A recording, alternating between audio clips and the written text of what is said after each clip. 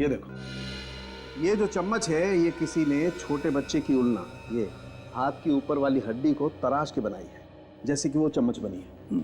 और इतना ही नहीं बॉस, वो जो प्लेट आप लोगों को होटल से मिली है उसमें तो एक नहीं, अलग अलग 12 इंसानों की हड्डियां मिली हुई हैं। उस प्लेट में 12 लोगों की हड्डियां मिली है? हाँ। माय गॉड, कौन कर सकता है ये? तो कोई ऐसा आदमी कर सकता है जिसका मानसिक संतुलन पूरी तरह से बिगड़ गया है। पता लगाना पड़ेगा होटल से कि उनको क्रॉकरी कौन सप्लाई करता है।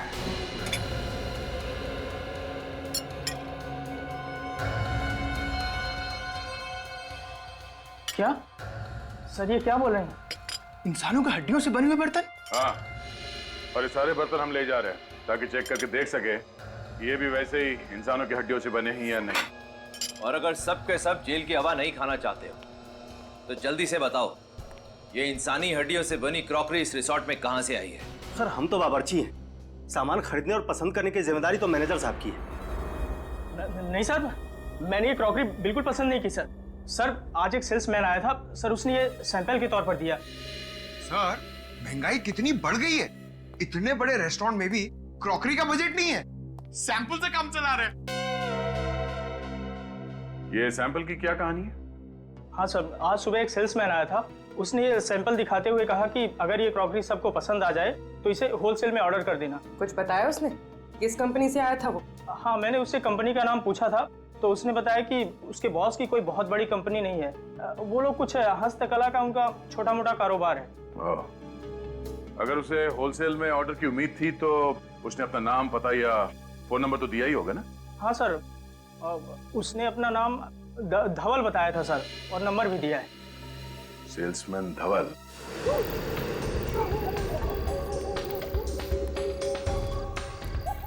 सर ये रहा धवल का घर, मोबाइल कंपनी वालों ने यही एड्रेस बताया था। मेरा शक सही निकला, धवल है ही नहीं यहाँ पे। साहब आप लोग धवल से मिलने आए हैं क्या? धवल के रिश्तेदार हो क्या आप लोग? जी नहीं, हम लोग सीआईडी से। बाबा रे बाबा, सीआईडी से? देखा, मुझे मालूम था कि वो एक नंबर का लफड़ेबाज है। ऐसा क्यों? क्योंकि साहब वो सुमड़ी में रहता था, खाना भी बाहर से आता था और पानी भी। कब से रह रहा था वो यहाँ पे? 3 महीने हो गए मैडम, लेकिन 3 महीने में मुश्किल से 3 बार किसी से बात किया होगा। सर अच्छा ये बताइए कि इस धवल के बारे में कोई ऐसी बात जो आप लोगों को अजीब सी लगी? 2 हफ्ते में एक बार एक वैन आता था, वो भी देर रात को। कैसी वैन? वो तो मालूम नहीं साहब, लेकिन वो वैन यहाँ घर के सामने आकर खड़ी रहती थी। यहाँ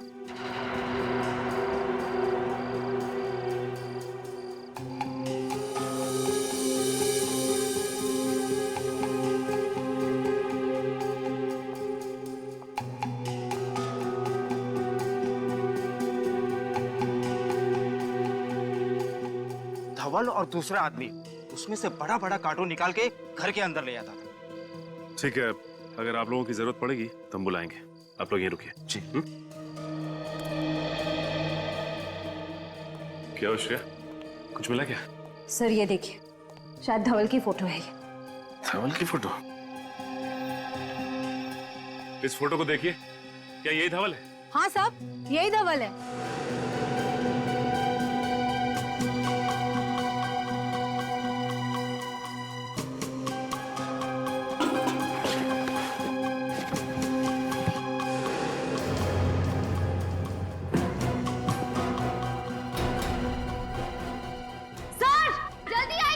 Asia! Sir! My God!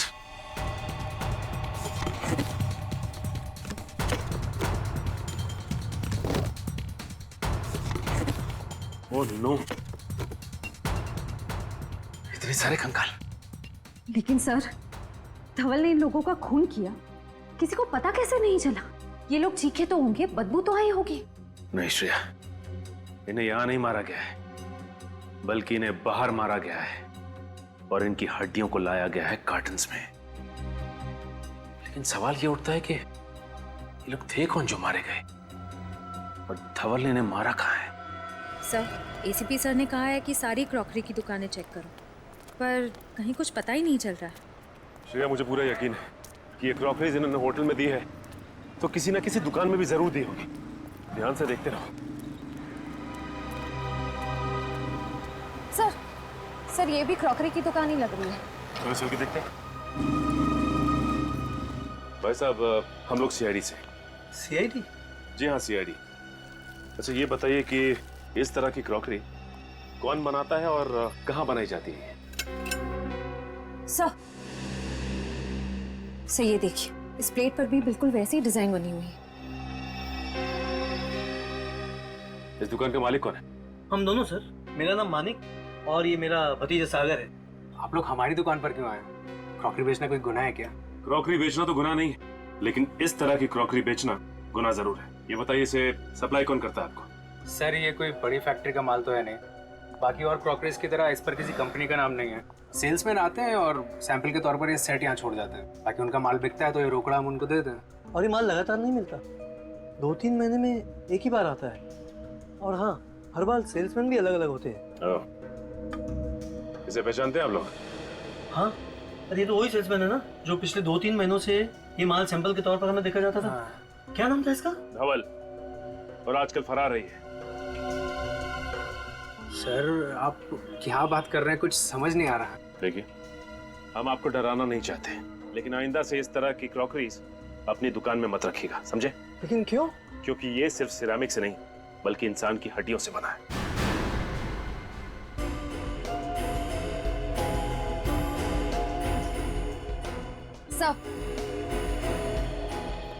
Sir ये देखिए, वैसी ही प्लेट है और वैसा ही बोल है। रिपेयर और रीपेंट करने के लिए पीछे रखा हुआ था।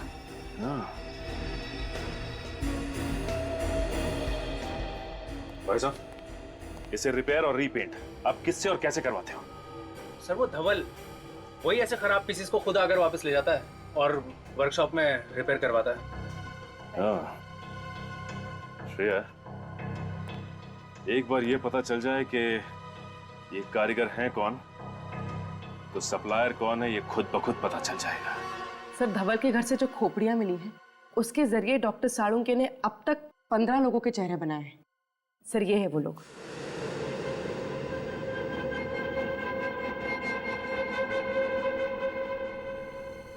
सर ये सारे लोग लावारिस हैं और इनका कोई भी रिकॉर्ड हमारे पास नहीं। ढोल कहाँ रहता था?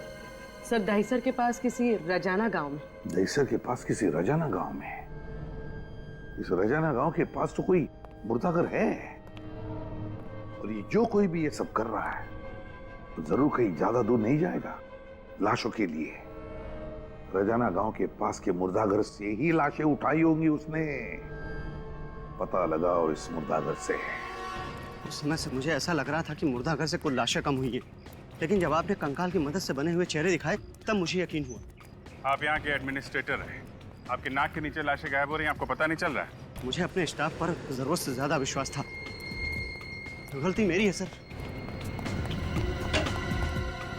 ये मैं देख के भाग क्यों गया? पता नहीं। हमारे बारे में से कुछ बताया था क्या? सिर्फ इतना है कि सीआईडी गायब लाशों की इंक्वायरी कर रही है। दरवाजा खोलो। देखो तुम बच के जा नहीं सकते, खोलो दरवाजा।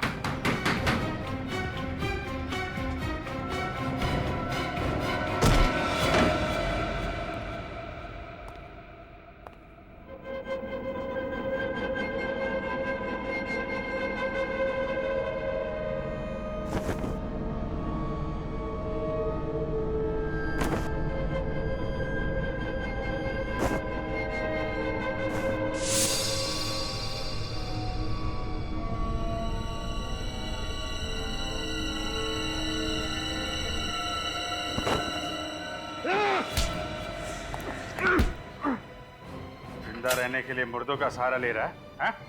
छोड़ दो मुझे, जाने दो। कहाँ जाएगा? तुझे तेरी मंजिल तक तो हम लेकर जाएंगे। लाशों की चोरी करता है। ये करता था लाशों की चोरी? हाँ, और ये मत पूछना कि लाशों के साथ ये क्या करता था।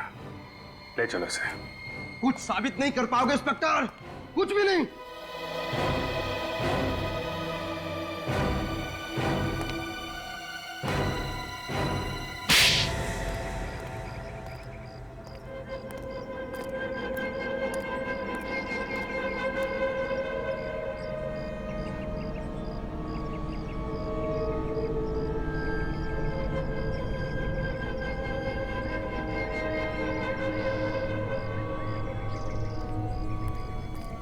श्रेया, तुम्हें पूरा यकीन है कि यही वो जगह है?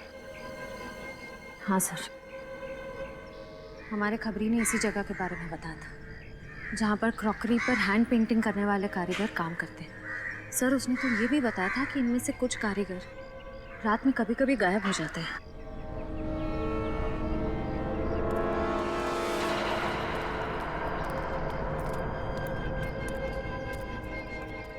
जी कहिए। हमें क्रॉकरी पे देखिए मैम, हम क्रॉकरी नहीं बेचते, आपको शायद कुछ गलतफहमी हुई मैम। हम लोग तो बस यहाँ के कारीगर हैं और इसमें पेंटिंग करते हैं। हमें भी ऐसे कारीगर की तलाश है जो इस तरह की पेंटिंग कर सके। ये देखिए,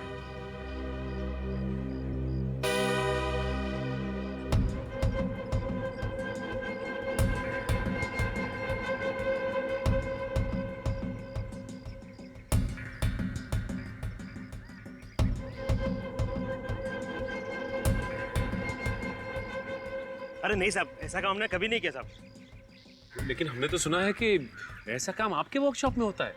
इतना बारीक और सुंदर काम आप ही लोग करते हैं। देखिए, आप ये काम करेंगे तो हम आपको पैसे देंगे।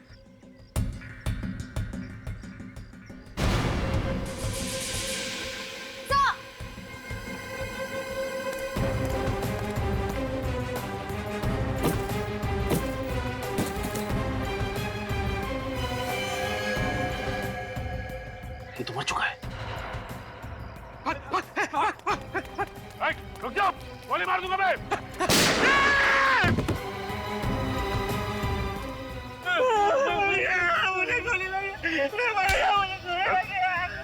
कोई गोली वोली नहीं लगी तुझे, अब हमें फायर किया मैंने। अच्छा, गोली नहीं लगी? बोल, धवल को क्यों मारा तूने? बोल। सर 5 घंटे से गाड़ी में बैठे हुए हैं sir. Ceramic crockery, ceramic flower vase, ceramic showpiece, ऐसी छोटी मोटी फैक्ट्रीज और वर्कशॉप में जा जाके हम लोग ने पूछताछ कर ली सर, कुछ नहीं मिला सर, और कुछ भी नहीं मिलेगा सर। तुम तो ऐसे बात कर रहे हो जैसे हम सीआईडी में सीआईडी वालों की मदद करने के लिए आए हैं। काम को लेकर इतना सीरियस होने की जरूरत नहीं। सर एसीपी सर को क्या जवाब देंगे? अरे भोले राजा, जवाब क्या देना है? कह देंगे सर मेहनत तो पूरी की थी लेकिन नतीजा टाइम पे। सर अगर ऐसी बात तो हम लोग गाड़ी में इतना लंबा क्यों आए सर? हम गए नहीं गए किसी को पता भी नहीं चलता था, क्योंकि ये फैक्ट्री और वर्कशॉप की लिस्ट सिर्फ हमारे पास है, ब्यूरो में किसी भी कॉप के पास नहीं है। थोड़ा नाटक, थोड़ी नौटंकी करनी पड़ती। देख, हमारे यहाँ आने का फायदा क्या है कि अगर सीआईडी के पुराने वफादार ऑफिसर्स में से किसी ने भी हमारे फोन को ट्रैक करके उसे क्रॉस चेक किया तो कम से कम ये तो पता लगेगा कि हम लोग यहाँ आए थे। कितने स्मार्ट है सर आप। कोई नया डायलॉग बोल। अच्छा, एक फैक्ट्री है ये 1978 से बंद पड़ी हुई है, वहाँ मिट्टी के बर्तन बनते थे, चल के वो भी देख लेते हैं। सर वहाँ भी कुछ नहीं मिलने वाले, मुझे बहुत भूख लग रही है, सीधा लंच खाने चलते हैं। और तुम मुर्दाघर में लाशों की हिफाजत करने के बजाय उनका सौदा करते थे, हाँ या ना? हाँ सब किया था, लेकिन मैं तो सिर्फ लावारिस लाशों का ही सौदा किया करता था साहब, बस लावारिस लाशों का ही। धवल क्या करता था? क्या करता था वो लाशों की हड्डियों के साथ? सर उसने बताया मेरा एक बॉस है, वो इस हड्डियों से दुनिया की सबसे बेहतरीन क्रॉकरी बनाना चाहता है साहब, दुनिया की सबसे बड़ी बेहतरीन। कौन है धवल का बॉस? कौन है वो बॉस? बताओ। नहीं पता साहब, नहीं पता। बाकी सब मुझे कुछ नहीं पता साहब, मुझे कुछ नहीं पता साहब, मुझे छोड़ दो। ले जाओ इसे, ले जाओ इसे सचिन। और तुम दोनों धवल का खून क्यों किया? हमने खून नहीं किया साहब, हमने कुछ नहीं किया साहब, हमने कुछ नहीं किया तो फिर भाग्य क्यों मारा? साहब हम अपना काम कर रहे थे साहब, धवल जी तो गुंडों के साथ आए और कहा कि सीआईडी आ रही है, वो डर के भागने की कोशिश मत करना, नहीं तो सीआईडी वालों को शक हो जाएगा साहब। साहब पता नहीं अचानक क्या हो गया, धवल जी वहीं पे गिर गए साहब, और साहब गिरते वो मर गए साहब। चुप! बताओ, तुम्हें मालूम था ना कि वो क्रॉकरी इंसानी हड्डियों से बनती थी? हाँ साहब, हम गरीब आदमी है साहब, हमें क्रॉकरी पेंट करने का 20,000 रुपया मिलता था साहब। साहब हम मना नहीं कर सकते साहब, अगर काम करने से कोई मना करते ना साहब, सब उनको भी मार के उनकी हड्डियों की क्रॉकरी बना देते साहब। है कहाँ ये फैक्ट्री? कहाँ है फैक्ट्री, बताओ जल्दी। साहब गुंडे हमारी आंखों में पट्टी बांध कर ले जाते थे साहब। हम नहीं जानते साहब। आंखों पर पट्टी बांधते थे? तो अभी यहाँ पर अपनी आंखें बंद करो और बताओ कहाँ लेके जाते थे वो, कैसे लेके जाते थे? आंखें बंद।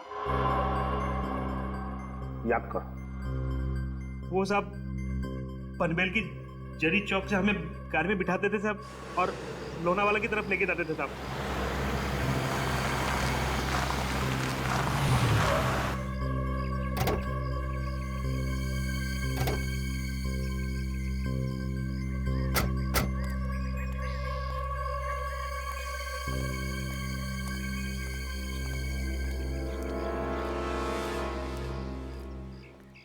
सर दिखने में तो कितनी बड़ी फैक्ट्री लग रही है ना।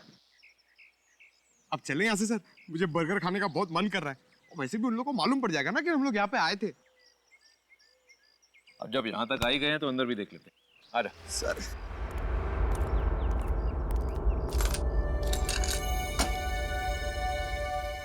ये फैक्ट्री 1978 से बंद पड़ी है, फिर ये ताला नया कैसे? सर अभी तो आपने कहा था कि हम लोग सीआईडी का काम करने नहीं आए, तो ये ताला नया हो कि पुराना आपको क्या फर्क पड़ता है? अरे बुद्धू, यही तो मौका है। देख, अगर कोई काम की चीज हाथ नहीं लगी तो बोल देंगे सर हमें कुछ भी नहीं मिला। लेकिन अगर कोई सुराग या सबूत हमारे हाथ लग गया तो सोच, पूरे शहर में ढिंडोरा पिट जाएगा कि सूरज और पंकज ने इतना मुश्किल केस अकेले ही सॉल्व कर लिया, जिसे सीआईडी के बड़े बड़े दिग्गज भी सॉल्व नहीं कर पाए थे। हाँ सर। समझा? एक काम कर, आसपास जरा जाकर देख कोई मिलता है क्या। मैं ये ताला तोड़ने की कोशिश करता हूँ। Okay sir.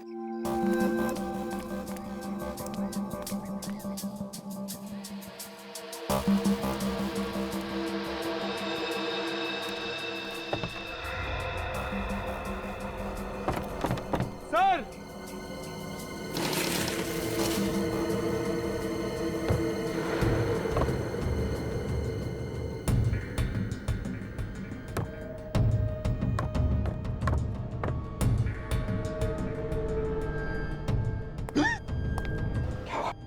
सर हड्डी। चुप। सर मैं कह रहा हूं अभी भी वक्त है, दया सर और अभिजीत सर को बुला लीजिए। ये जगह बहुत डरावनी सर, मुझे बहुत डर लग रहा है। चुप। ऐसी छोटी मोटी तहकीकात के लिए उन्हें बुलाने की क्या जरूरत है? खुद कुछ नहीं करेंगे क्या? चुपचाप मेरे पीछे आओ, देखिए इस कमरे में है क्या।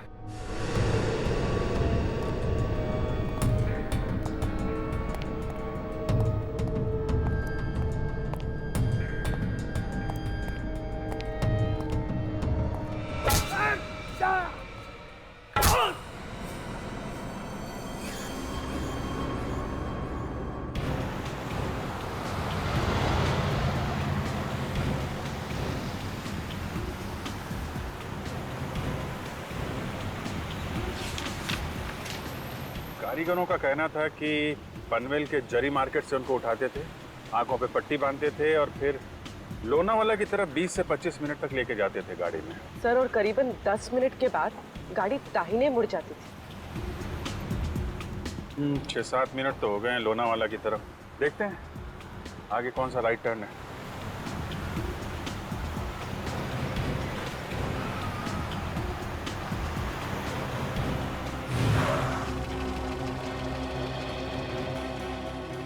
चिरंगी लेन, चिरंगी लेन, यही हो सकता है। इधर ले लो।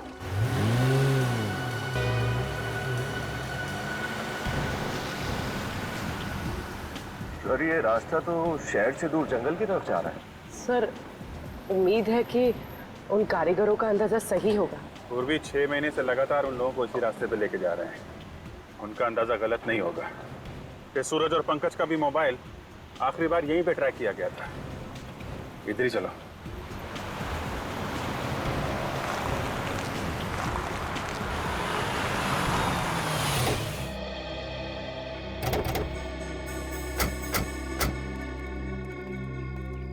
सर रास्ता बंद है यहाँ पर।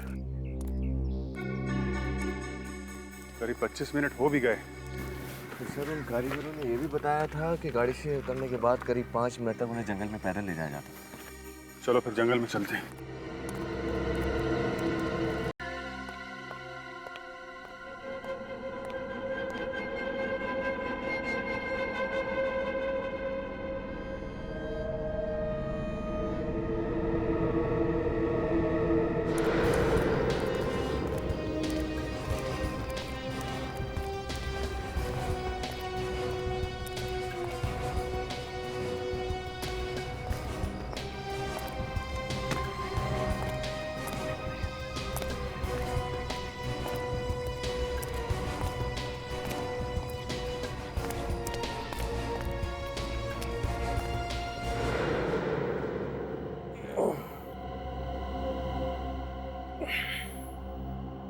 पंकज, पंकज, पंकज, पंकज, उठ। चुप, चुप, धीरे बोल, धीरे बोल, धीरे बोल।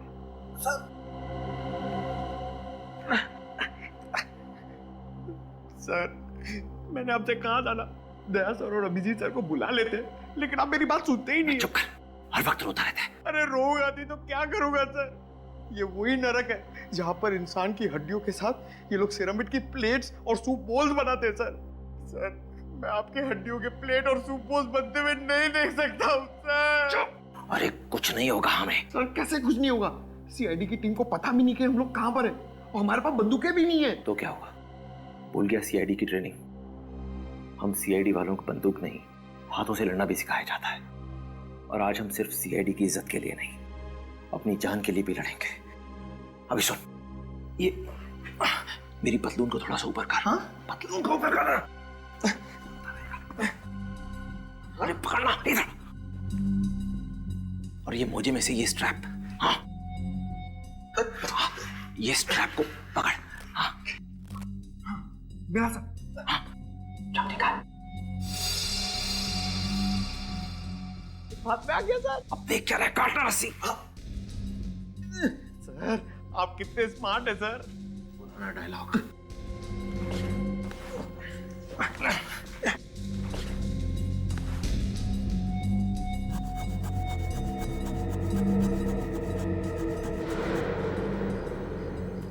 सर, इतने बड़े जंगल में उस जगह को ढूंढना बहुत ही मुश्किल होगा। याद है उन कारीगरों ने कहा था ना कि जंगल में कुछ दूर चलने के बाद उनके शरीर पे पानी के छींटे पड़ते थे। सर, यहाँ ना तो कोई नदी है, ना ही कोई झरना। कुछ ना कुछ तो होना चाहिए। सर, कहीं ऐसे तो नहीं कहीं कोई पानी का पाइप वाइप फट गया हो सकता है, ढूंढो।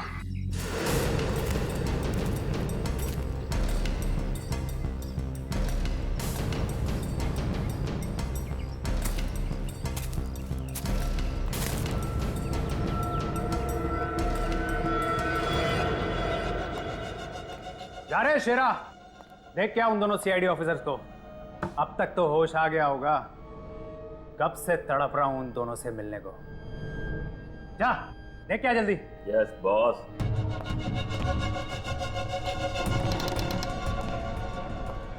चल।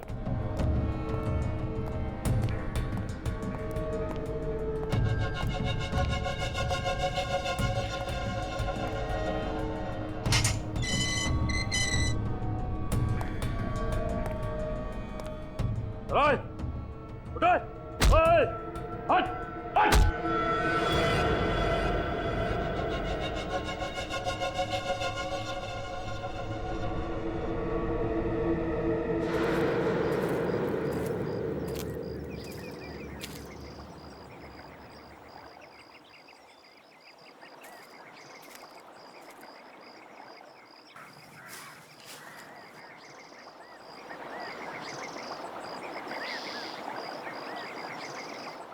विनीत, पूर्वी।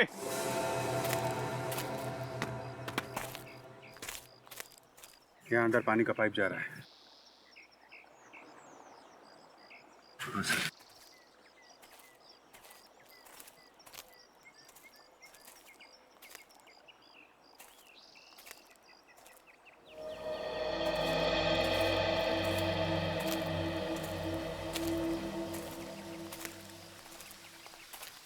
ओह,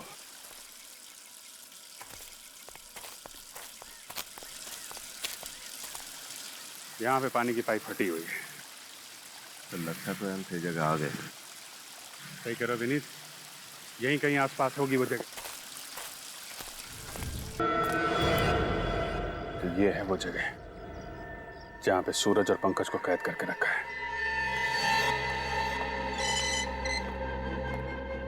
चल चल फटाफट।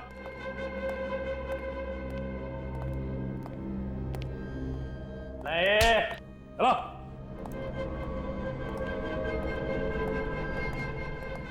चल चल अंदर चल।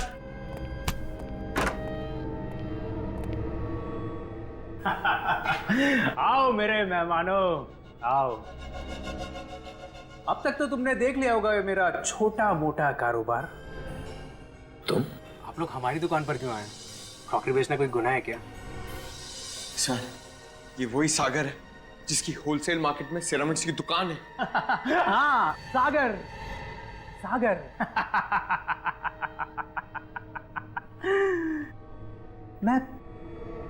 मैं प्यार का सागर हूं, दया और मानवता का सागर। दिल दरिया है मेरा। मैं तो सिर्फ एक समाज सेवक हूं। इंसानों का दिया इंसानों को ही लौटा देता हूं।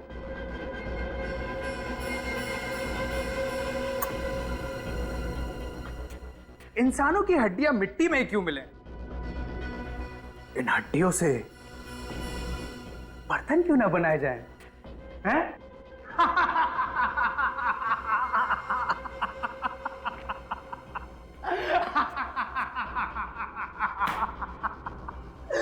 दुनिया की सबसे अनोखी क्रॉकरी बनाता हूं मैं, इंसानों की हड्डियों से बनी हुई क्रॉकरी। और इस बार तो कुछ अनोखा डिजाइन करना होगा, कुछ स्पेशल, जिसमें सीआईडी अफसर्स की हड्डियां हो।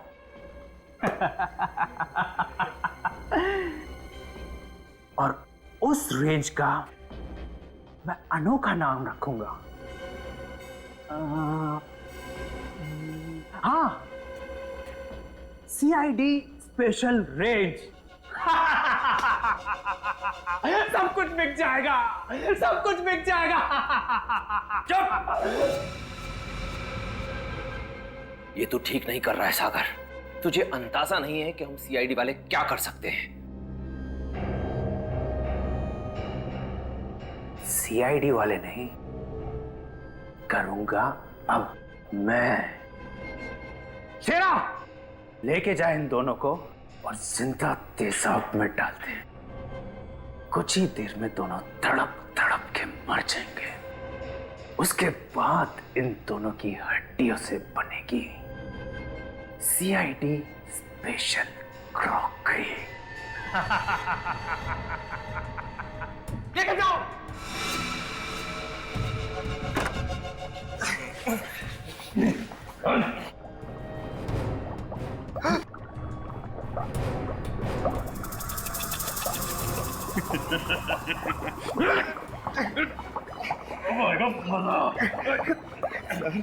और बर्दाश्त नहीं हो रहा सर।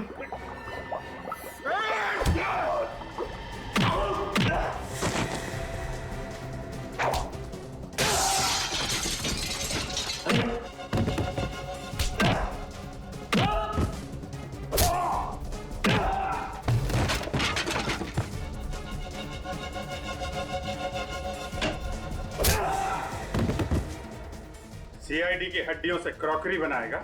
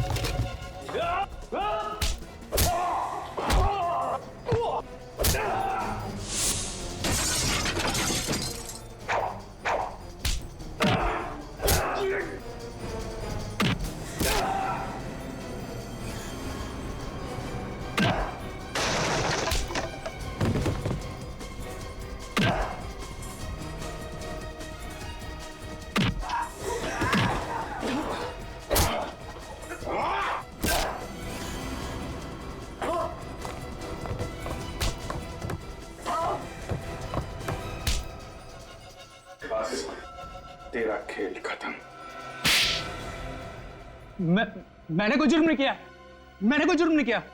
ये तो एक कला है, कला। इंसानी हड्डियों से बर्तन बनाना ये कला है।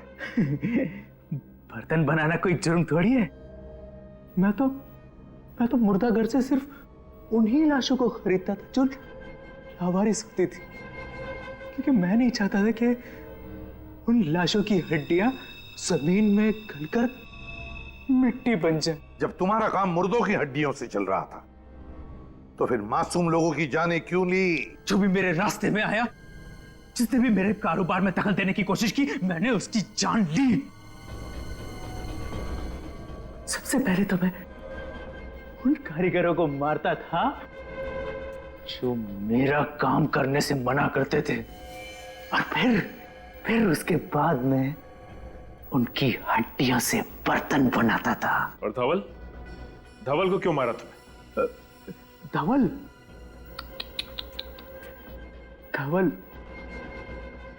मेरा बहुत चहीता था, दाहिना हाथ था मेरा, लेकिन क्या करें, आप लोगों ने उसको पहचान लिया और धंधे की वजह से मुझे उसको मारना पड़ा। अब आज के बाद अपनी खुद की हड्डियों के अलावा और किसी की भी हड्डियों को महसूस नहीं कर पाओगे। मेरी हड्डियां मरने के बाद मैं अपनी हड्डियों से भी बर्तन बनाऊंगा। इस तपस्या को कोई भंग नहीं कर सकता। इसकी दिमागी हालत ठीक नहीं कोई है, भंग नहीं कर सकता। साइकेट्रिक ट्रीटमेंट की जरूरत है इसे। फिर अदालत ही तय करेगी इसे क्या सजा देनी है। ले जाओ इसे।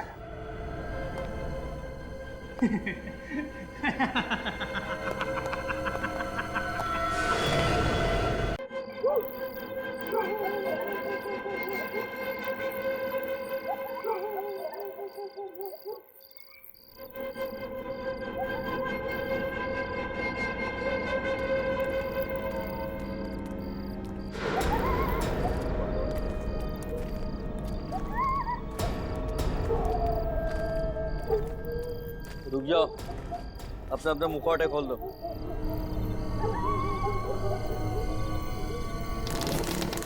जाओ अंदर।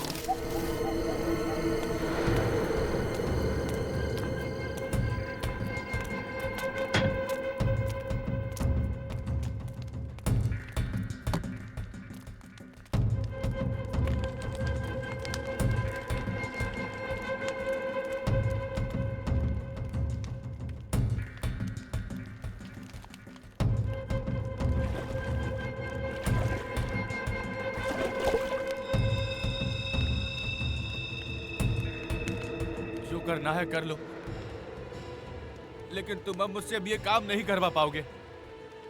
ये इंसानियत नहीं है, हैवानियत का काम है। तुम लोग मानव नहीं, दानव हो, दानव हो तुम।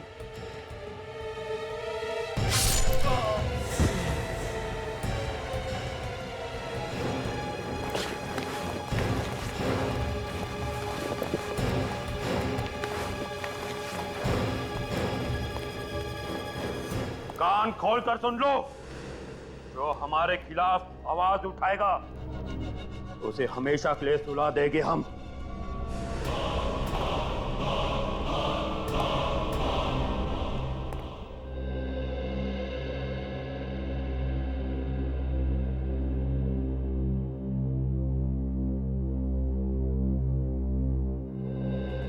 इतना क्या मेकअप करती हो रिया? कुछ देर और अगर मेकअप कर लेती ना तो आज रेस्टोरेंट बंद हो जाता। ओ कम ऑन जगत, लड़कियां बिना खाने के रह सकती हैं, पर बिना मेकअप के नहीं। एनीवेज, तुम नहीं समझोगे ये सब। अच्छा तुम मेनू देखो, मैं प्लेट लेता हूँ। ओके।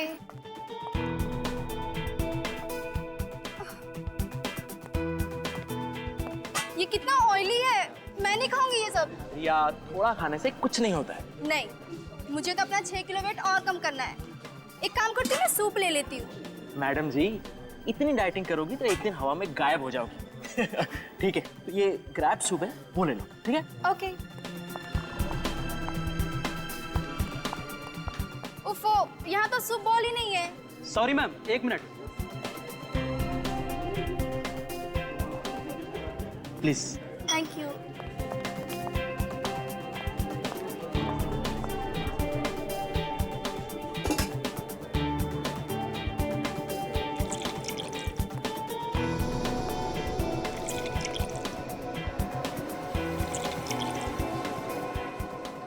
हो गया रिया?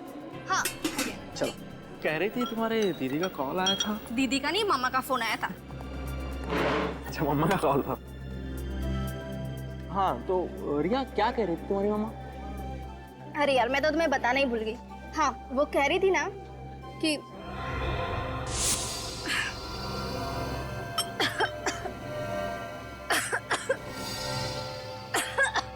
क्या हुआ रिया? कैसा तो क्या हुआ रिया?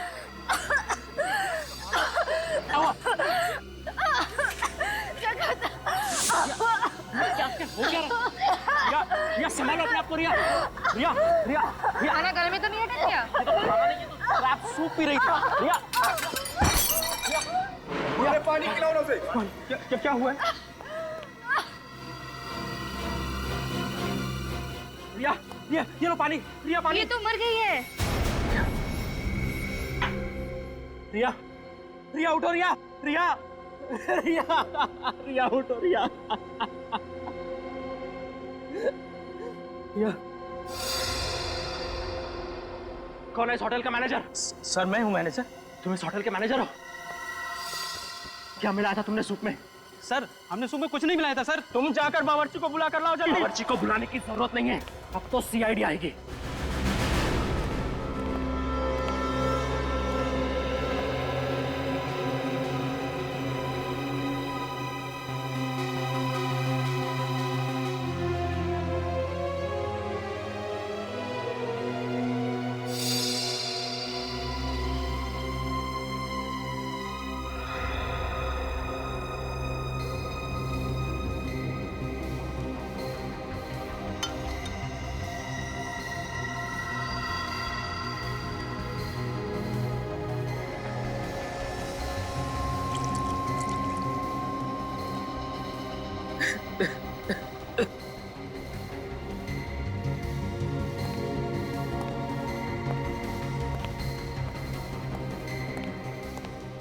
कैसे हुआ ये सब?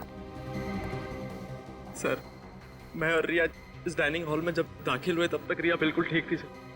जैसे ही उसने ये सूप पिया और कुछ ही पलों में उसे बेचैनी होने लगी और ये सब कुछ हो गया।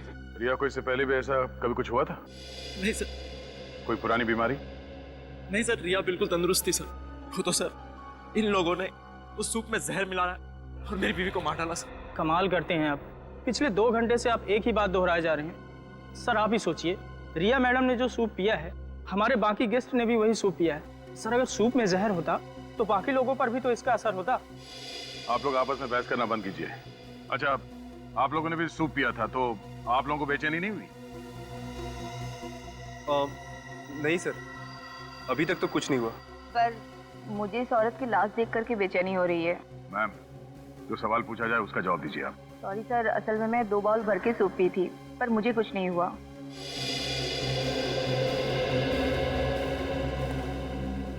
हाँ बुरी, कुछ पता चला? सर पूरी बॉडी अच्छी तरह से चेक कर ली। बॉडी में जहर का कोई सिम्टम नहीं है सर। कोई सिम्टम नहीं है? कुछ समझ में नहीं आ रहा। इन लोगों ने भी वही सूप पी और इन्हें कुछ नहीं हुआ, सब नॉर्मल है। तो आप क्या करें सर? डेड बॉडी को फोरेंसिक भेज दो? जिसने ये सूप बनाया उससे मिलते हैं। इस होटल का रसोई घर चेक करते हैं। सर आप यकीन करिए, सूप में जहर बिल्कुल नहीं था। रिया मैडम की मौत एक हादसा है। सर अगर आप चाहें तो मैं और मेरा पूरा स्टाफ आपके सामने सूप पीकर दिखाते हैं। मैं आप लोगों को एक आखिरी मौका देता हूँ, सच बताओ। हाँ? क्या सूप में जहर था? नहीं साहब, सूप में जहर नहीं था। सब सूप मैंने ही बनाया था सर। जब से ये रिसोर्ट शुरू हुआ है तब से मैं यहाँ काम कर रहा हूँ सर। कभी भी किसी भी गेस्ट के साथ ऐसा हादसा नहीं हुआ सर। फिर मैं किसी गेस्ट को क्यों मारूंगा सर? सर अंदर कोई जहरीली चीज नहीं मिली। आप सब लोग एक बात कान खोल के सुन लो। अगर आप में से किसी ने भी कोई चालाकी की किसी भी चीज को हिलाने की या मिटाने की कोशिश की तो माफी मांगने के लायक नहीं रहोगे, समझे?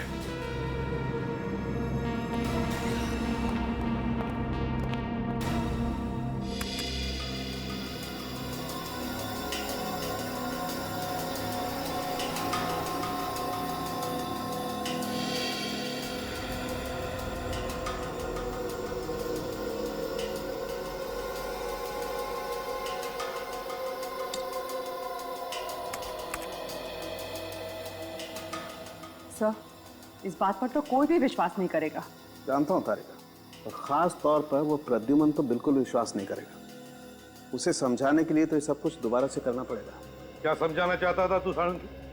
कि रिया के सूप में जहर था? जहर नहीं था बॉस, मैं रेहा का सूप और बाकी खाने की चीजें टेस्ट कर चुका हूँ। रेहा की मौत जहर की वजह से नहीं हुई। जहर की वजह से नहीं हुई तो फिर हुई कैसे मौत? एलर्जी से। एलर्जी से? हाँ बॉस, जैसे ही रेहा ने वो क्रैब सूप पिया, उसके फूड पाइप में स्वेलिंग होने लगी। वो सूजने लगा, जिसने ट्रैकिया पर प्रेशर डाला और उसकी वजह से इसका दम घुट गया और ये मर गई। तो अगर रिया की मौत एलर्जी से हुई है, जहर से नहीं, तो फिर इसके पति का शक भी सही नहीं है। कोई केस है ही नहीं बॉस, केस तो है। रिया का केस नहीं है, लेकिन एक और केस आप लोगों का इंतजार कर रहा है। वो क्या? तो होटल में से जो प्लेट, चम्मच और बोल आप लोग लाए थे, उसमें से एक अजीब बात पता चली है। अजीब बात मतलब? बताता हूं, आइए।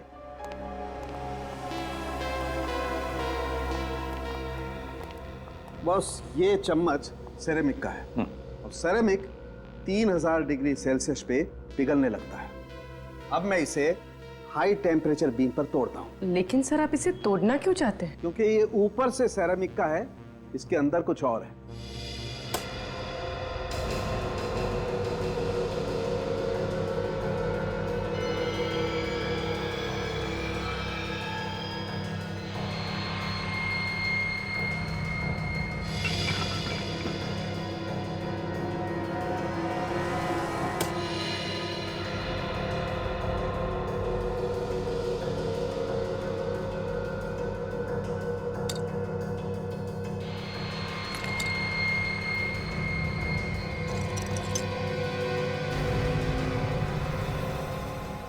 यार साळुंखे, ये तो हड्डी है। हाँ बॉस, ये एक हड्डी ही है और चौंकाने वाली बात यह है कि किसी जानवर की हड्डी नहीं है, बल्कि ये एक इंसान की हड्डी है। क्या? इंसान की हड्डी? हाँ, किसी इंसान की पेल्विक बोन को काटकर उस पर सेरेमिक कोटिंग की गई है। लेकिन ये कैसे हो सकता है सर? हो सकता है, मैं बताता हूं। बॉस, हजारों साल पहले भी लोगों ने इंसान की हड्डियों से क्रॉकरी बनाई है।